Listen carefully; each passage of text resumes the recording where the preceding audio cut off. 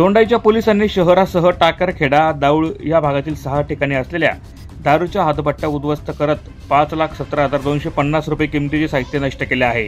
या प्रकरणी 6 पुरुषांसह 6 महिलांविरोधात दोंडाईच्या police station येथे गुन्हा दाखल करण्यात आला आहे।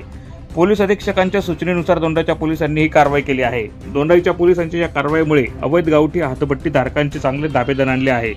दोंडाईच्या पोलिसांच्या 3 पथकांनी वेगवेगळ्या ठिकाणी ही कारवाई केली आहे। देवीदास तीरसिंग ठाकरे वय 49 राहणार म्हाळसानगर दोंडाईच्या, गंगाराम दयाराम सोनोने वय 38 राहणार टाकरखेडा दोंडाईच्या, महेंद्र शिवराम पवार राहणार गोपालपुरा दोंडाईच्या, अर्जुन हाशू ठाकरे राहणार राऊळ नगर दोंडाईच्या, राम भटू गारुंगे राहणार संत कबीरदास नगर दोंडाईच्या, कुणाल कैलास गुमाने राहणार संत कबीरदास नगर दोंडाईच्या असे 6 पुरुष आणि 6 महिला अशा 12 आरोपींविरोधात दोंडाईच्या पोलिसांनी गुन्हे दाखल केले आहे।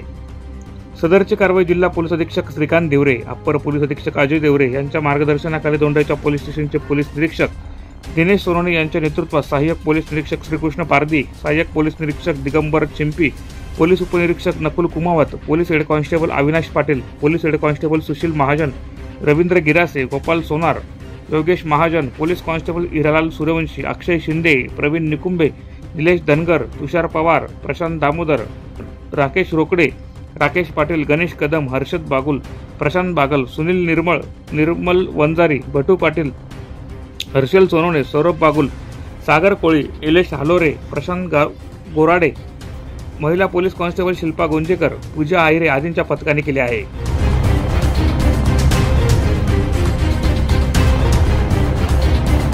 प्रतिनिधी सुनील निकम, माझा महाराष्ट्र न्यूज, दोंडाईच्या।